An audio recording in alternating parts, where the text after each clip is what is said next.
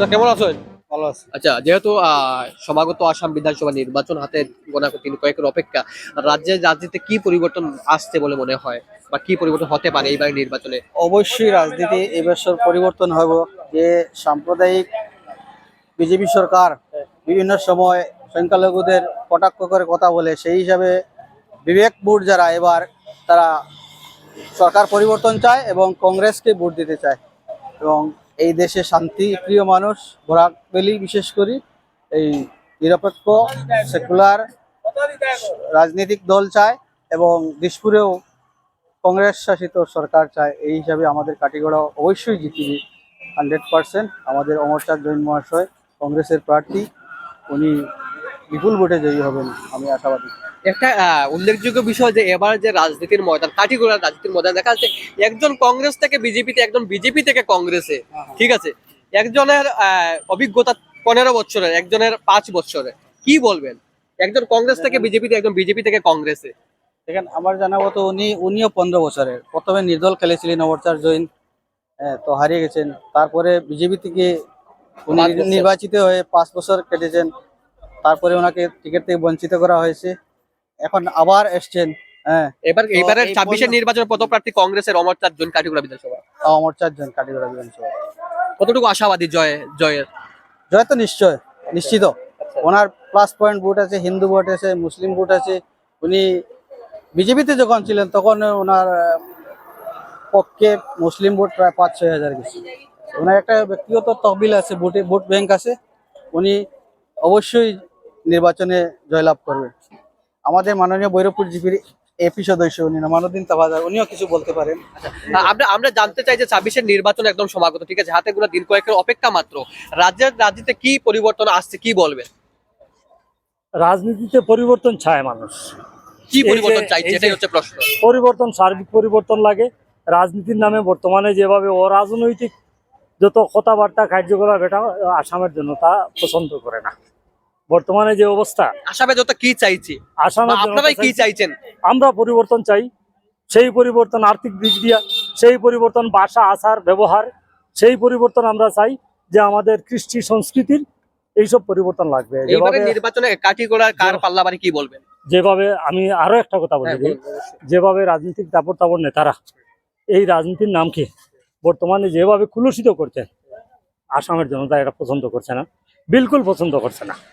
এই যে রাজনীতির নামে চুমা পর্ব, রাজনীতির নামে যত বাদ, মানে বাজে বাজে কথা, অপবাদ, নারী জাতিরে যেভাবে অপমান করা, যে একটা প্রকাশ্য সবাই যদি আমরা 5 জন মানুষ বসি এক পরিবারের, আপনি আর যদি কার উদ্দেশ্যে কি বলতে যদি চাইছেন? যদি নেতারা এইভাবে কথা বলে যে মেয়েরা বাচ্চা জন্ম দেওয়ার মেশিনারি, এটা কিন্তু এক পরিবারের মানুষ এখানে বসলে শোনা প্রযোজ্য নয়।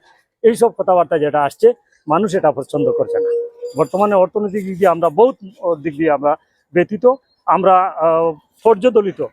কারণ এই যে আকাশচুয়া দাম জিনিসপত্রের, প্রত্যেকটা ধাপে এমন কোনো ধাপ নেই। আপনি গাড়ি থেকে শুরু করেন, আগে ইন্স্যুরেন্স কোথায় ছিল, বর্তমানে কত টাকা, এই কালেকশন যেটা জনতাকে শুষে নেওয়া হচ্ছে, এটার প্রতিবাদে আসামের জনতা একমতে এইবার পরিবর্তন পরিবর্তন চায়। এটাই পরিবর্তন চায়, আমাদের আর্থিক উন্নতি।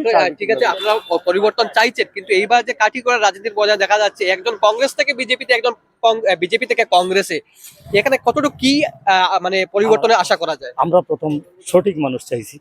কাঠিগোড়ার বড় একটা দাবি আমাদের, এখানের মাটিগুড়া মানুষ লাগবে।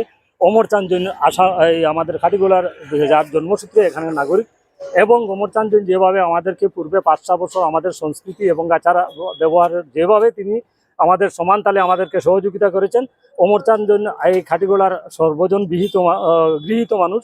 এবং এই উনি যে কমলাক্ষ দেবপুর কাস্ত, এরা আসলে এতটুকু নিচে আমরা কথা বলতে চাই না যতটা উনি প্রযোজ্য এই কথার। কিন্তু আমরা এটাই শুধু বলবো যে উত্তর কাঠিগোড়ার যে জনসমর্থন যেটা ছিল, তিনি যেভাবে নেতা হয়েছিলেন, সেই নেতাকে সম্পূর্ণভাবে ধোঁকা দিয়ে উত্তর কারিগঞ্জকে ধোঁকা দিয়ে এখানে এসেছেন এবং কাঠিগোড়াকে এখানে ধোঁকা দিতেছেন। নিশ্চয়ই 2 বছর পরে উনাকে শিফট করে উনি চলে যাবেন উত্তর করিমগঞ্জে, এবং যেখানের মানুষ তার সাথে যোগাযোগ করলে সেখানে যেতে হবে। এছাড়া আমাদের কাঠিগোড়ার উন্নতির জন্য এত বেশি ওনার এখানে মানে দৌড়ে এখানে দৌড়িয়ে এসে আমার এখানে সেবা করতেই হবে, এই জিনিসটা মানুষ অক্ষরে অক্ষরে বুঝে নিয়েছে যে উনার কুমতলব নিয়ে এখানে এসেছেন, কিছুদিন থাকবেন, নেতা হবেন, চলে যাবেন। কাটিগড়ায় কার মানে অর্থাৎ কে কাটিগড়া- বিজয়ী হচ্ছে? অমরচাঁদ নিশ্চিত জয়ী হবে, নিশ্চিতভাবে আমরা বলতে পারি অমরচাঁদ আমি একটা কথা বলতে চাই যে এই বিগত সরকারের যে সিন্ডিকেটরা, এই সিন্ডিকেটের টাকাটা কোথায় যায়? সরকারের কোষাগারে না মন্ত্রী আমলাদের পকেটে? বা এই টাকাটা কি জনসাধারণ ঘুরিয়ে পায়? বিভিন্ন প্রকল্প করা হচ্ছে, এগুলা তো নিশ্চয়ই সরকারের কোষাগার থেকে আসবে। তো আমরা যে এই পাথর সিন্ডিকেট, কয়লা সিন্ডিকেট, সুপারি সিন্ডিকেট, আরো বিভিন্ন উৎস আছে আসামের, এইগুলা ইস্যু ডিসপ্যাচ করতে হলে এক জায়গা থেকে অন্যত্র নিতে হলে এই সিন্ডিকেট দিয়ে পার করতে হয়। এই সিন্ডিকেটের টাকাটা কি এই সরকারের কোষাগারে যায়? এটা আমি আপনারা সাংবাদিকের মাধ্যমে প্রশ্ন আমাদের সিএম কাছে করতে চাই, এবং যারা সিন্ডিকেট চালায় তাদের কাছেও এই প্রশ্নটা আমার, যে এই টাকাটা কি সরকারের কোষাগারে যায় না অন্য কোথাও যায়? এটাই বলে আমি বক্তব্য শেষ করলাম। ঠিক আছে, ধন্যবাদ আপনাদেরকে। ধন্যবাদ। কি বলবেন এইবার যে বিধানসভা নির্বাচনকে নিয়ে? এই বছর বিধানসভা নির্বাচন যখন আসামের শান্তিপ্রিয় জনতা শান্তিপ্রিয় সরকার চাচ্ছে, আর বিশেষ করে আমরা বিগত যে 5 বছর আমাদের কংগ্রেসের মনোনীত প্রার্থী অমরচাঁদ বিজেপি থেকে এমএলএ হয়েছিলেন, উনি যেভাবে আমাদেরকে পরিচালিত করেছেন, সব ধর্মের মানুষকে সঙ্গে নিয়ে চলেছেন, আমরা তার জন্য তাকে আমরা সাপোর্ট করেছি, এবং এই 26-এর বিধানসভায় আমরা তাকে জয়ী করব, এটা আমরা নিশ্চিত। ধন্যবাদ আপনাদেরকে।